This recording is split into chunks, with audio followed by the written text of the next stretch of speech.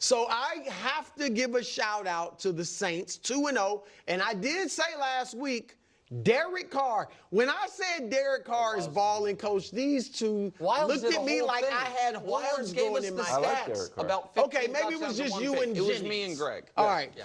So last 6 games by Derek Carr. Last 6 games. Yeah, what? He's they're 5-1. He's got 17 touchdowns, 2 interceptions, a 129.9 passer rating, and they beat Dallas, Tampa Bay, and Atlanta. So some good teams, and barely lost to the Rams when the Rams were cooking. So I just wanted to shout out the Bayou. All right, now.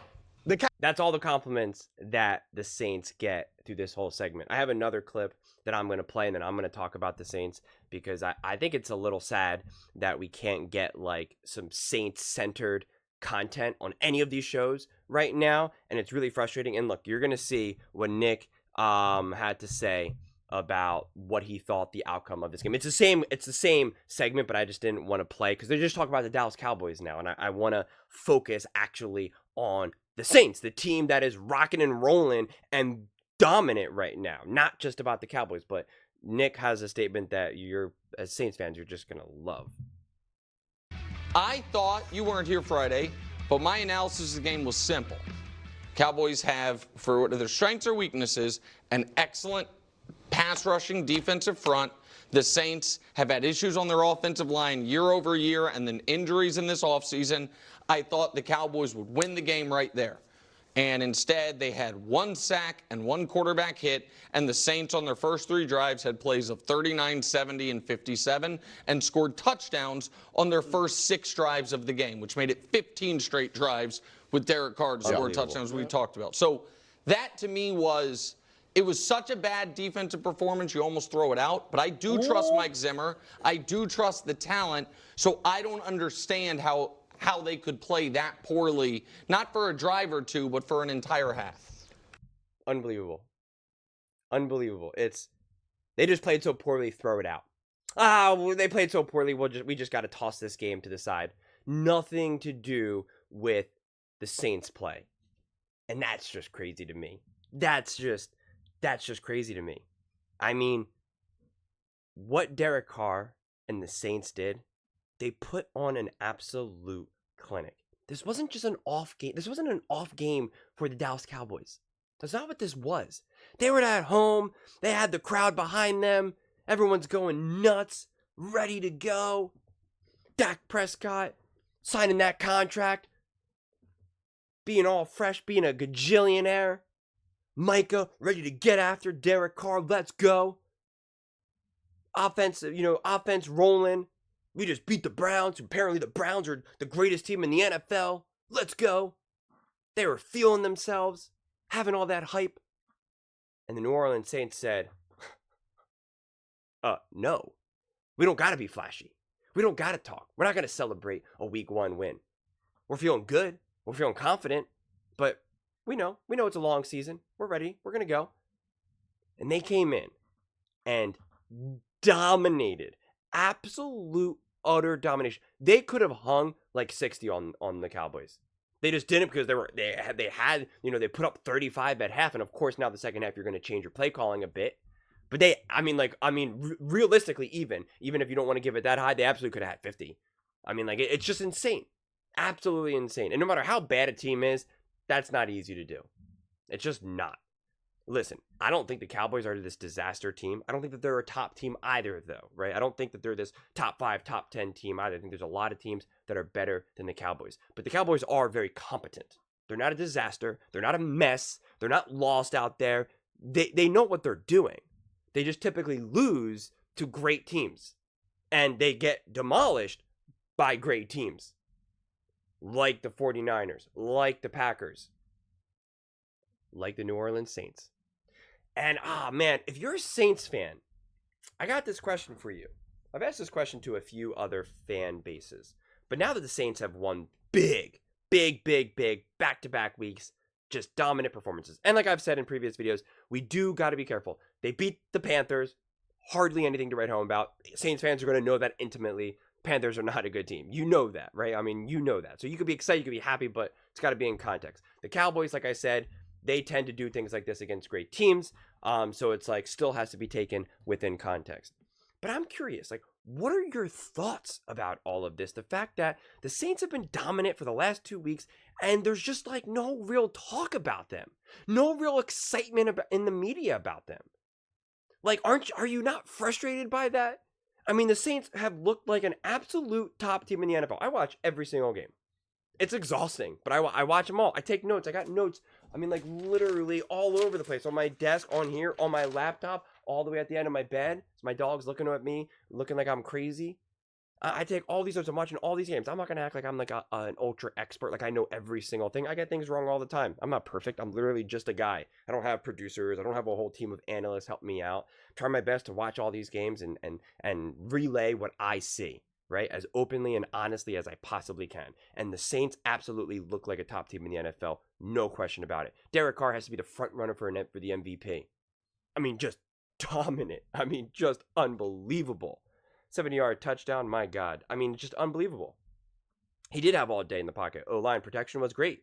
Unbelievable play calling. We know that Kubiak is getting just all the praise. The biggest problem is he could literally just be gone by next year. It's almost like you better win big this season because he could be gone, right? I mean, like he's just like, his stock is just going up, up, up, up, up, up, up. I mean, it's unbelievable. Ben Johnson was the belle of the ball last season, and now it's looking like Kubiak. I mean, it's just unreal. It's unreal what a good offensive coordinator and play caller can do for a team. And I mean, and Derek Carr was never a bad quarterback.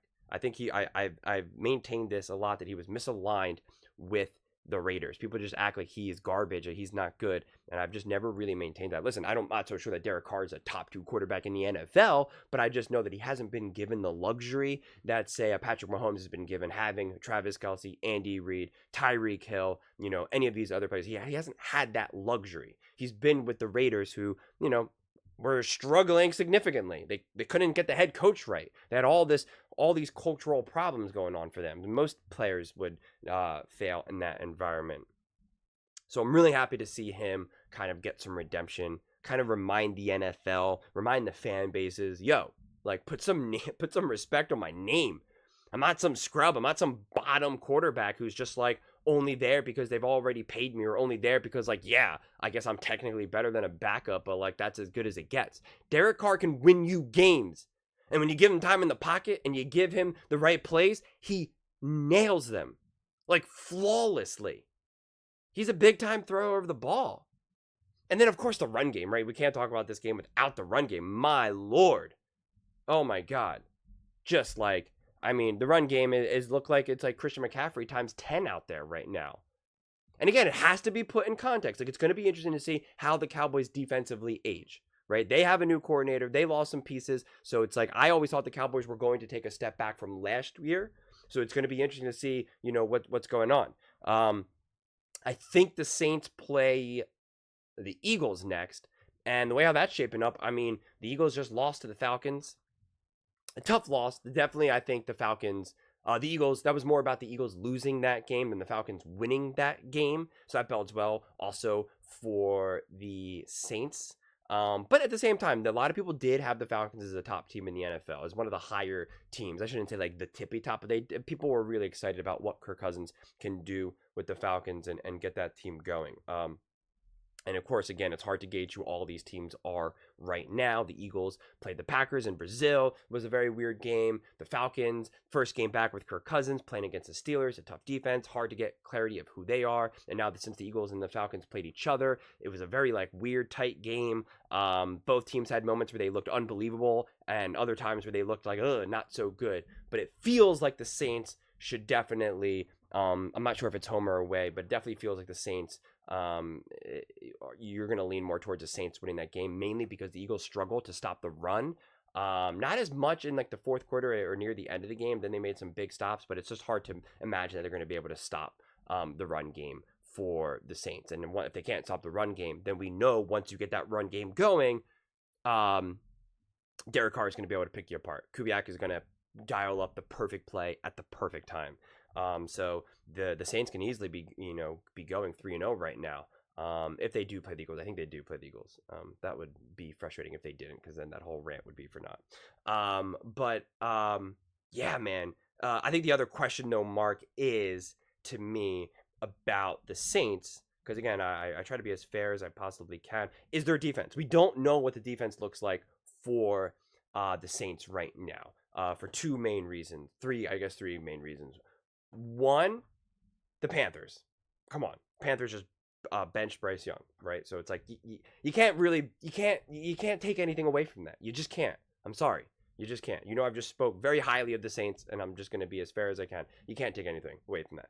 The Cowboys, this is what the Cowboys do against good teams. This is what Dak Prescott does against good teams. He doesn't play well against other good teams. So I guess the one takeaway you can say is, well, hey, if this is consistent with Dak's career and Mike McCarthy with the Cowboys at this point, we could say, well, hey, I guess we think that the Saints at least have a good defense, right? But in terms of how good, how great, elite, we just don't know that yet. So I think maybe the one takeaway is that it's good. It's competent at least, which is like, sometimes it's all you can really ask for, is just to not be a disaster, not be a liability. But again, that could totally change. They can truly prove to have a top defense. But also, since the offense is just steamrolling these teams, it changes how the offense has to play now for the Cowboys, right? Like the Cowboys now have to do things that they wouldn't have normally done if they didn't give up 35 points, right? Even Tom Brady was kind of talking about that. Like there's so much pressure on Dak to kind of keep making these plays, and you force him into mistakes, force him into interceptions, all that type of stuff. So I would like to see the Saints go what their defense looks like in a close game. Right? Because you can't expect to just keep rolling these teams game after game after game. It's just unlikely to happen, right? It would truly be historic if it did. And if you can, more power to the Saints, right? But it just, I try to think of what's realistic, what's sustainable. They're probably not going to be averaging 40 plus points a game. Probably not going to happen. And the Eagles do have some question marks on defense, especially in the run game and honestly at the pass game at this point. So it's just going to be an interesting game too. I think it's going to be tough, and we'll talk about this more closer to game time, which will be, in a few days. But like, if they steamroll the Eagles again, you could make the argument that they played three teams that are really struggling, right? You could make that argument. Or you could make the argument that the Eagles and Cowboys are just historically tough teams, no matter what, and that the Saints are just rolling. I'd like to see the Saints against the Bucs. Not because I think the Bucs are this top level great team, but they are a hard, gritty, physical team, and obviously have a lot of heart. The way how they kind of stole that win from the Lions. And then I'd just like to see the Saints, just like I said, get in a close game, a game where it's within one score, 3 points, 7 points, heck, even just 10 points, right? See what they can do defensively. See how that changes the play calling, because also the play calling is going to change, right? Once you're up by 14, 21 points, whatever it is, the play calling just kind of, you have a lot of freedom and flexibility to just kind of open up the playbook when you're just dominating that much. So I just need to see some closer games, because there are some teams that are just great and can steamroll teams, but in close games they can't. We saw that with the Dallas Cowboys last year, and you don't want to be the Dallas Cowboys. You don't want to be where the Dallas Cowboys are. So, yeah, but again, I'm just trying to get clarity of who the Saints are, but there should really be nothing but excitement as of right now. And I think we will continue to get a clearer and clearer picture of who the Saints are. But if they are a stock, I am absolutely buying right now what the Saints are selling. But those are just my thoughts. I would absolutely love to hear yours. What do you guys all think? One, what do you think about the lack of attention that the New Orleans Saints are getting, even after two big, massive, mega wins? And what do you think is the realistic expectations are for the Saints? Do you think that they're a real true contender? Do you think they're just a pretty good, great team? Or do you think that they are truly a top team in the NFL? Let me know in the comments below. I read every single comment. So whether you agree with me or disagree with me, either way, let's get in some discussions. Let's get in some fights. But ultimately, let's just have some fun. And please do consider subscribing. We are building an amazing community here, and I would absolutely love to see you part of it. I want to build something that we all genuinely feel connected to, something that we're really excited to be part of. I think we're well on our way to doing it. And please don't forget to give this video a thumbs up, as it really does help with the visibility and the algorithm. Thank you so much, and see you next time.